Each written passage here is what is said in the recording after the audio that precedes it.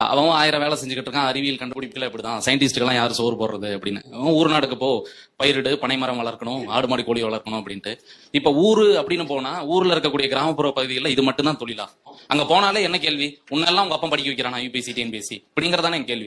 ஊருன்னு போனா நீங்க அடிக்கடி அம்பேத்கரை கோட் பண்ணிக்க. அம்பேத்கருக்கும் காந்திக்கும் ஏற்பட்ட முரண்பாடே தான். பட்டிக்காட்டுல தான் ஜாதி இருக்கு, இதனாலதான் நாங்க நகர்ப்புறத்துக்கு ஓடிறோம் அப்படின்னு. ஊர் நாட்டுல இருக்கிற இந்த குளத்துல நீ தண்ணி குடிக்க கூடாது, இந்த இனத்துல நீ தண்ணி குடிக்க கூடாது அப்படின்ற அந்த பாகுபாடை விட நீங்க சொல்ற மாதிரி இந்த பாட்டில விலை கொடுத்து தண்ணி வாங்கி கொடுக்கறது நாங்க மேபா உட்காத நினைக்கிறோம், பெருமையா தான் நினைக்கிறோம். நீங்க எல்லாம் அந்த குடிமை பணிக்கு வந்து நாட்டை சீர்த்தபடியா குடிமை பணிக்கு இல்லைங்க, ஊர் நாட்டுல இதுதானே நிலவுது அப்படிங்கிறேன். அதுக்கு ஊரை விட்டு போறதல்ல, வேளாண்மை விட்டு வெளியேறதல்ல. ஆடு மாடுங்கிறவங்க இந்த கோனார் மட்டும் தான் எங்க ஊர்ல மேய்ச்சிருக்கானா?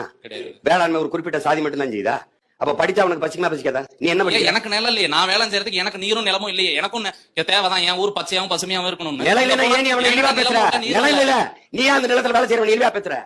ஆடு மாடு மேய்ச்சுறா, வேளாண்மை செஞ்சுறங்கிற சாப்பிடாத. நீ ஐஏஎஸ் ஆகு, பட்னியோட தண்ணி எத்தனை வருஷத்துக்கு குடிப்ப? தென்னாப்பிரிக்கால கேப்டன் நகரை பத்தி கேள்விப்பட்டலையா? பெங்களூர்ல திடீர்னு தண்ணி இல்லாம போச்சுன்னு தெரியலையா? நீ பெருந்துறையில உன்னோட ஈரோடு பெருந்துறையில 26 கிலோமீட்டருக்கு தண்ணி எடுத்து குடிக்காத, தண்ணியில யுரேனியம் கலந்துருச்சுங்கிறானே, எங்க போவ? பீகார்ல 6 மாவட்டத்துல தாய்ப்பால்ல யுரேனியம் கலக்குது, தண்ணியில யுரேனியம் வந்துருச்சுங்கிறான். பிறக்கிற குழந்தை எல்லாம் பிரச்சனை இருக்குதுங்கிறான். என்ன குடிமை பண்ணி அங்கே மாவட்ட ஆட்சியில இருந்து என்ன வேலை செய்வ? உனக்கு ஆடு மாடு மேய்க்க முடியல, வேளாண்மை செய்து இழிவா இருக்குன்னா வெளியேறிப்போ. அதுக்காக அவனை என்ன மேய்க்க சொல்றேன்ற? படிச்சவனுக்கு பச்சிக்குமா பச்சிக்காது? அதை பால் சொல்லு. வேளாண் செய்ய எங்கிட்ட நிலம் இல்லைங்கன்னு சொல்றேன். உன்ட்ட நிலம் இல்லைன்னா குத்தகை கேடு. நிலம் இருக்கிறவன வேலை செய்ய விடு. நிலம் இல்லைன்னா குத்தகை எடுக்க முடியாதா? நீ எல்லாரும் நிலம் வச்சு அது பண்றான். ஒத்திக்கு எடுக்கிறான்ல தம்பி. இந்த கட்டடம் உங்கதா? என்ன எப்படி வாங்கினீங்க? வாழை கேடு என்ன தம்பி? சாதி எங்கில்ல ஆட்சியாளனே சாதி பத்தான செய்ய இடம் கொடுக்குறான். அப்புறம் என்ன? சாதி எங்க இருக்குது? உன் சிந்தனையில இருக்கு. நீ வந்து அதை முதல்ல அழிக்கணும். உன் சிந்தனையில இருக்கிற அழுக்கு அதை நீ தொடக்கணும். செய்யற வேலையில இல்ல. படிக்காம ஊருக்கு போய் குலத்தொழில் செய்யணும்ன்றீங்களா? ஏய் தம்பி, இப்ப நீ ஐஏஎஸ் ஐபிஎஸ் ஆகிறது உங்க குலத்தொழில். அப்படியே ஐஏஎஸ் ஐபிஎஸ் போவியா தம்பி? வேளாண்மை தொழில் அல்ல தம்பி, வாழ்க்கை முறை, வாழ்க்கை கலாச்சாரம், பண்பாடு. இங்க பாரு, ஏன் தொழில் இல்லைன்னா, தாய் குழந்தைக்கு பால் விட்டது எப்படி தொழில் இல்லையோ அப்படி பூமி தாய் தன் பிள்ளைகளுக்கு சோறு விட்டது தொழில் இல்ல. வேளாண்மை என்பது வாழ்வியல் முறைடா தம்பி. டேய் அப்படி சொல்லாத. உனக்கு பிடிக்கலைன்னா விட்டு. உலகத்திலே உயர்ந்த சாதின்னு ஒருத்தன் இருக்கிறான்னா, உழுது விளைச்சு விளைய வச்சு உலக உயிர்களுக்கு பசிக்கு சோறுறான்டா, அவன் தான் உலகத்திலே உயர்ந்த சாதி. நீ என்ன குலத்தொழில் செய்வற? சாமி நீ செய்யாத, நாங்க செஞ்சுக்கிறோம், ஆனா நீ சாப்பிடக்கூடாது.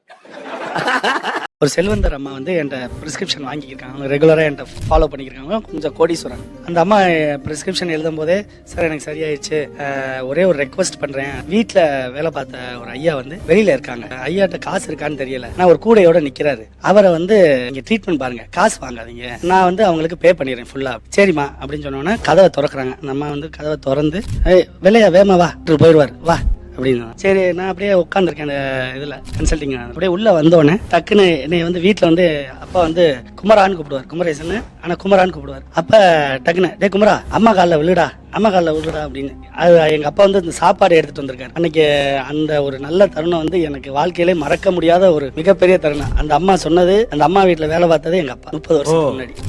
எனக்கு 30 வருஷமா தெரியும். அந்த அம்மா ஒரே வார்த்தை என்னன்னா, ஆச்சரியத்துல, வெள்ளையா சாரு உங்க பையனா அப்படின்னு கேட்டான். அப்ப 2 விஷயம். ஒண்ணு படிப்பு, எங்க அப்பாவை வெள்ளையான்னு சொல்லுது, என்னைய சாருன்னு சொல்றாங்க. 2வது இந்த மருத்துவம். அன்னைக்கு தான் அப்ப எல்லாத்தையும் தாண்டி ஒரு பெரிய ஒரு சந்தோஷத்தை கொடுத்துச்சு. ஆமா, ஆனா அழகா ஒன்று சொன்னீங்க. அந்த படிப்பு அப்பாவை வெள்ளையன்னு சொல்ல வைக்கிது, என்னை சார்ந்து சொல்ல வச்சிருச்சு. நம்ம கிட்ட காடு இருந்தா எடுத்துக்கிடுவானுவ, ரூபா இருந்தா புடுங்கிக்கிடுவானுவ. படிப்பை மட்டும் நம்ம கிட்ட இருந்து எடுத்துக்கிடவே முடியாது சிதம்பரம். வணக்கம் உறவுகளே, நீங்கள் நல்லா பாருங்கள். இந்த நாய் அந்த மாணவர் கேட்ட கேள்விக்கு என்ன பதில் சொல்கிறான் அப்படின்னு. இவன் என்ன சொல்லியிருக்கணும்? விவசாயம் அவர் கேட்குறாரு, நாங்கள் ஏன் படிக்கக்கூடாது, திரும்ப எங்களை குல தொழிலுக்கே வர சொல்கிறீங்களா அப்படின்னு. நாய், நீ நல்ல தலைவனாக இருந்தால் என்ன பதில் சொல்லியிருக்கணும்? நான் அப்படி சொல்லப்பா, படிப்புங்கிறது ரொம்ப முக்கியம், நீங்கள் படிக்கணும், அதே சமயத்தில் விவசாயம் அழிஞ்சிடக்கூடாது, அதுக்கான வழிகளையும் நம்ம பார்க்கணும் அப்படின்னு சொல்லணும்.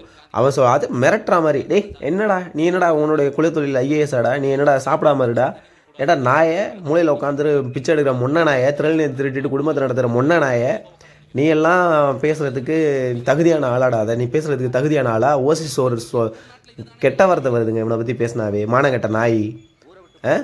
நீ போய் அவரை கேட்குற, விவசாயிகளை என்ன விவசாயம் பண்ணுறவங்களை வந்து கேவலமாக பேசுகிற அப்படின்ற. அந்த பையன் எங்கடா கேவலமாக பேசுனா?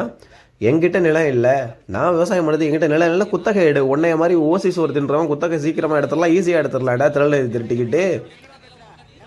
அவரால் முடியல அப்படிங்கிற விஷயத்த சொல்கிறாரு. அதை விட்டுட்டு என்னமோ பெரிய ஒரு டான் மயிர் மாதிரி பதில் சொல்ல தெரியலன்னா நாயே பதில் சொல்ல தெரியலன்னு ஈஸியாக கடந்து போ. அவர் மேலே திருப்பி விட்ற. உங்களுடைய தொழில் என்ன? ஐஏஎஸா? தம்பி நீ ஐஏஎஸா அப்படின்ற நாயை. உன் தொழில் என்ன நாய?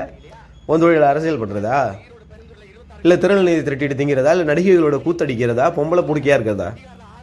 நீ எல்லாம் ஒரு ஆளுன்னு உன்னை பேச வச்சுட்டு உனக்கு பின்னாடி ஒரு கூட்டம் பைத்தியகார பயில ஆயிரம் காலங்களாக வந்து படிக்க முடியாமல் இருந்த ஒரு சமூகத்துக்கு படிப்பறிவே கொடுக்கக்கூடாதுன்னு மிதிக்கப்பட்ட ஒரு சமூகத்தை படிப்பறிவு வேணும்னு சொல்லி அத்தனை தலைவர்கள் போராடி அந்த சமூகத்துக்கு இவ்வளோ பாடுபட்டு அவங்க உழைப்பு இன்னைக்கு இந்த மக்கள் படித்து ஒரு நல்ல நிலைமைக்கு போயிட்டு இருக்கும்போது திரும்பவும் சங்கிங்களுடைய அதே கொள்கை எடுத்துகிட்டு வந்து உள்ளே திணிக்கிறிய நாயை. உன்னை எதை கொண்டு அடிக்கிறது? மாமா பேல